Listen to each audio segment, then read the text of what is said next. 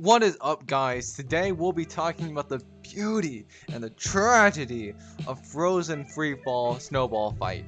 Today we'll be looking at the game that I just mentioned and what happened to it and why was it so great. So this game is the Frozen version of Bejeweled, or the better version of it to be more exact. This was a Steam game that you could download for free up until I think was last year. Unless you owned this game prior on Steam, you can no longer get this game and you will never know the joy of playing this game and the other emotions that come with this game, like anger and sadness. This game was a roller coaster of emotions like no other game could bring to you.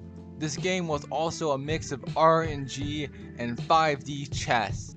You gotta be able to know what things are about to drop and what you can do with them, what will affect what.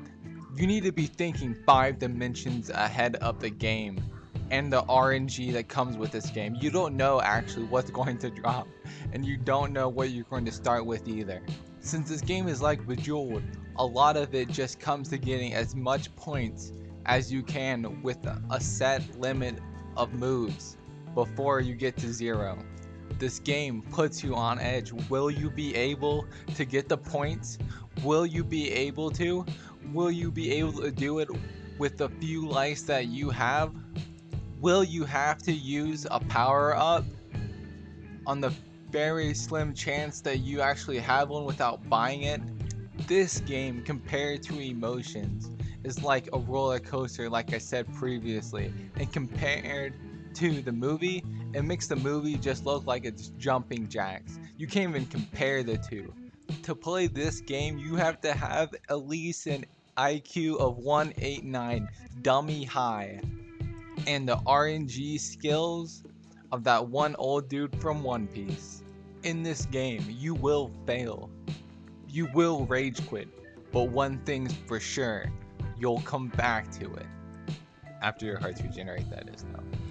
And from that, we're switching to the tragedy of the game and the negatives. This game, like every other free game, has a heck ton of microtransactions, but that's expected when it's a free game. You have a set limit of lives, and when that life goes down to 0, you have 2 options: to wait your time for your lives to regenerate, or you can pull out that credit card. Your mom's, to be specific.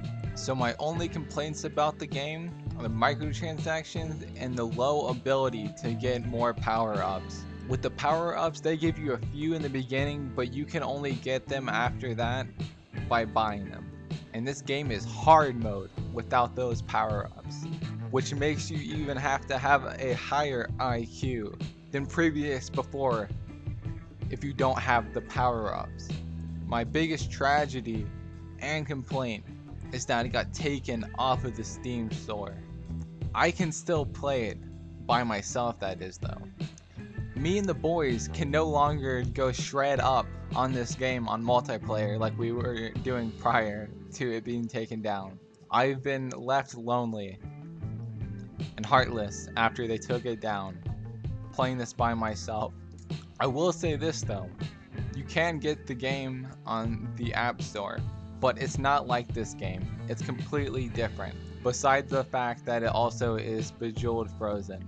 But it's really different, honestly though. Different, man, I'm telling you. As well as, you're not a true gamer if you mobile game, because that's not actually gaming at all. Because everyone here, as we know, are gamers, so we know that we can't go and download it on the phone.